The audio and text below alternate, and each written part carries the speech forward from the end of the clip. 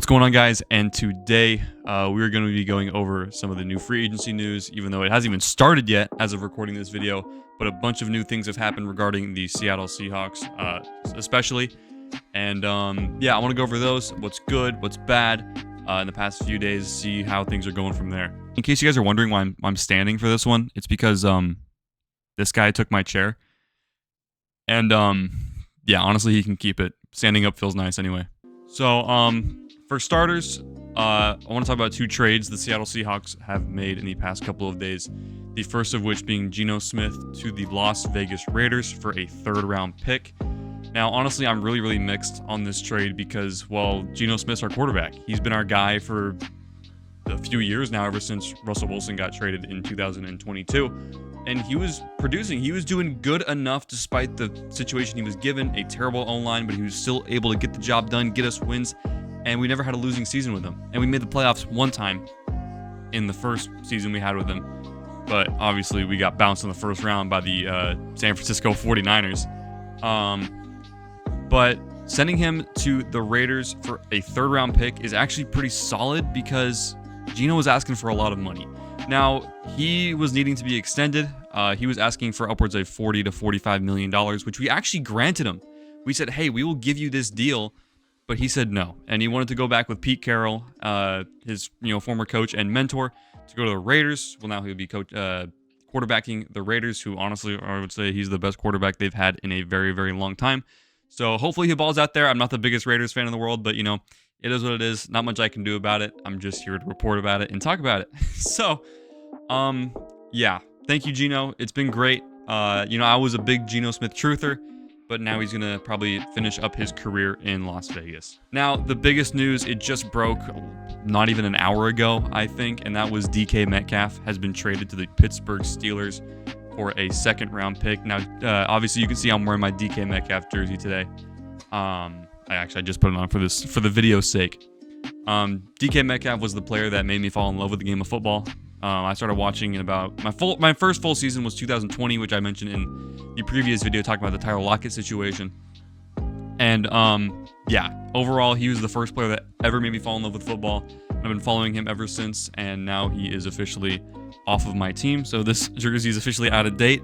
So I might have to get a Steelers one just because he's my favorite player. I'm not going to switch allegiances though, because I'm still going to be a Seahawks fan through and through. But this is a tough moment because we've lost a lot of our offensive pieces. And this one only a second-round pick, which I feel like we could have gotten a little bit more for. But, there's honestly not much we can do in this situation. DK wanted out, and we got as much as we could for him. And then he also did end up signing right after a 5-year, $150 million deal with the Pittsburgh Steelers. And, yeah, that wide receiver duo with George Pickens and DK Metcalf. Oh, boy. That's going to be... defenders are going to be fought a lot. So we'll see how that goes. Best of luck to them. It's been fun. It's been great. And yeah, that's it. It sucks. We're going to move on to some of the free agent signings that we had today. And honestly, they were really good signings. So we actually signed Josh Jobe. I don't know how much we got him for. We re-signed him for, I think, 1 or 2 years. I'm not sure the amount of money it took to get him back. I just saw reports that we got him back. So that's good. Josh Jobe did solid, picked off Josh Allen for the first time of the season. And, yeah. But we had 2 big signings today. The first of which being Jarran Reed for $25 million, I believe, for 3 years to stay with the Seattle Seahawks. Great move. It was a great defensive tackle for us as we brought him back in 2023.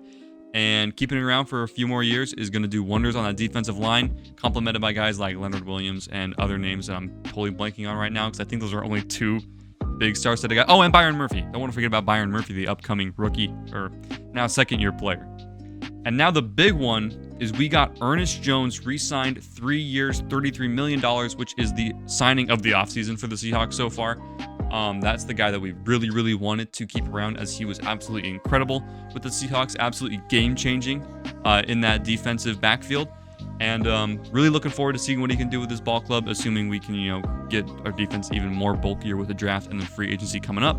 So it's really exciting to see our defense getting bulked up, but now our main issue is the offense.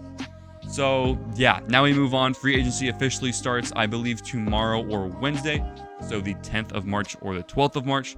And honestly, I'll be here to cover most of that news then, maybe in one big video once the week is over, the first week, and kind of just go from there. Predictions on where I think people are going to go, or what I think we're going to do with the draft, and just stuff like that. I'll kind of make things up as I go. But yeah, I just want to make this video, kind of go over the free agency stuff, because it was a big day for Seahawks football today, for better or for worse.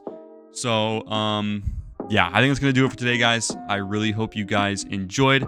So make sure to like, comment, and subscribe, and I'll see you all in the next one.